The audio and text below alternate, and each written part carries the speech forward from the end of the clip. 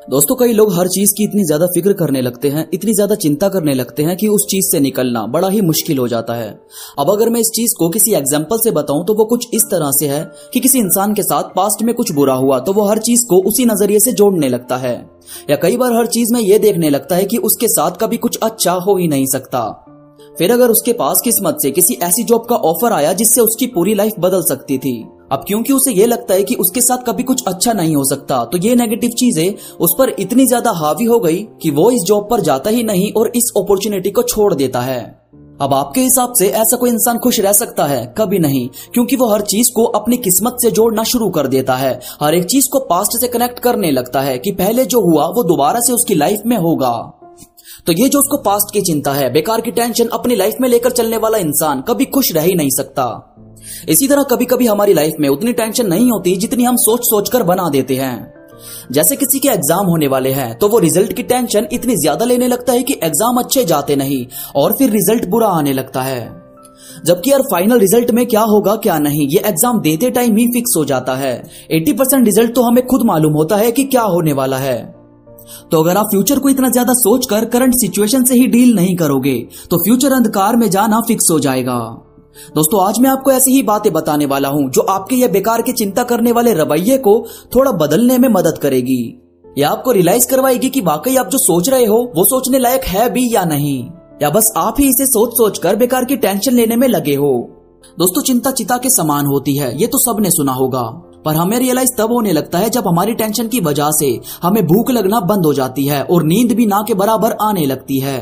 और नींद ना आने की वजह से पूरा दिन हमारा शरीर भारी रहने लगता है, जिसकी वजह से ना तो जॉब अच्छे से कर पाते हैं और ना ही पढ़ाई। इसीलिए यार अपनी डिक्शनरी से ये चिंता नाम का शब्द तो हटाना ही पड़ेगा। अगर हम इसे सर पर बैठाकर पूरी लाइफ बिताने लगे तो आधी से ज्यादा जिंदगी तो यही सोचने में निकल जाएगी कि सब कुछ कब ठीक होगा या कब हमारी लाइफ सही हो पाएगी। सबसे पहले है ये देखो कि चिंता आपके सोचने से कभी भी कम नहीं हो रही, ये सिर्फ बढ़ रही है और आपकी एनर्जी को खत्म कर रही है। यार देखो, किसी भी चीज का परिणाम हमारे हाथों में नहीं होता, चिंता आपके सोचने से और ज्यादा बढ़ती है। आप सिर्फ अपने सोचने से किसी भी चीज का फैसला नहीं कर सकते। आप जितना ज्यादा किसी चीज को सोचोगे ये उतना ही ज्यादा आपके माइंड को डिस्टर्ब करेगा और फिर आप अपने आप में ही परेशान रहने लगेंगे।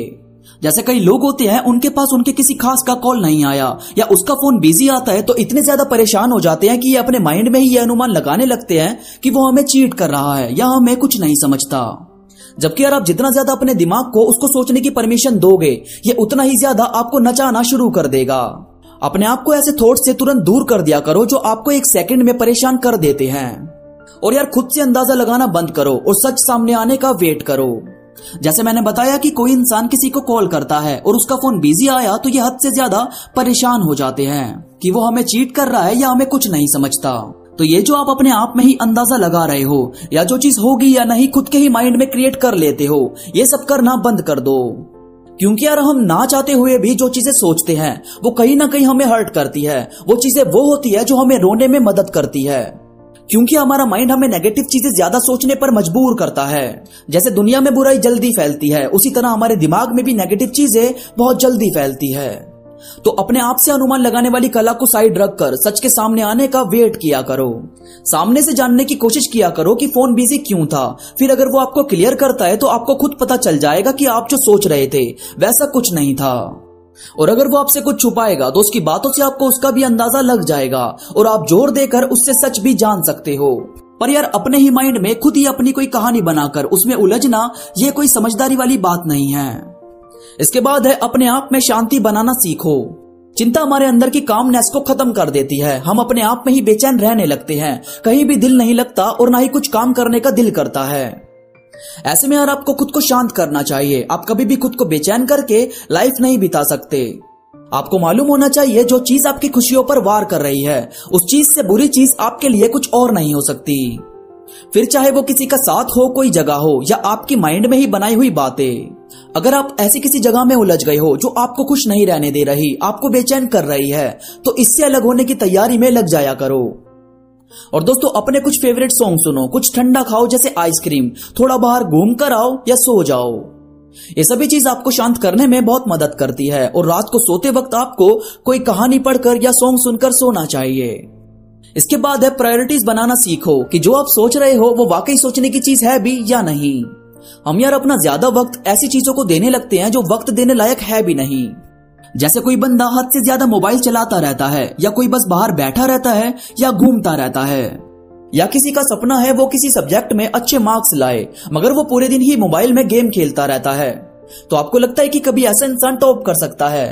नहीं, क्योंकि उसने अपनी प्रायोरिटी गेम को दी हुई है, पढ़ाई को नहीं। ऐसे ही आप जो सोच सोच कर अपना मूड खराब कर रहे हो, अपना पूरा दिन बस ऐसे ही बिता रहे हो, तो ये सोचना वाकई आपकी प्रायोरिटी में शामिल है क्या? क्या ये सोचना हद से ज्यादा जरूरी है?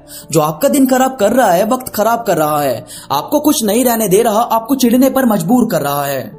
अगर अभी भी आप अपने इस बिहेव को चेंज करना चाहते हो तो जो मैंने कहा है उसे फॉलो करना शुरू कर दो। अपनी ये ओवरथिंकिंग या बहुत ही ज्यादा चिंता करने वाली सोच को जरा हटाना सीखो। अपने बिहेव में, एटीट्यूड में वो चीजें शामिल करो जो वाकई आपको खुश रखे, जो आपको खुश रहने के लिए फोर्स करे, ये नहीं कि बस आपको एक जगह बैठाए रखे। दोस्तों, मुझे उम्मीद है मेरी ये बातें वाकई आपकी बहुत ही ज्यादा मदद करेगी आपकी ये चिंता करने वाली आदत को छुड़वाने में। वीडियो पसंद आई हो तो लाइक करो और कमेंट करके मुझे जरूर बताओ ताकि मैं ऐसी ही और भी बातें आपके लिए लाता रहूं। इसके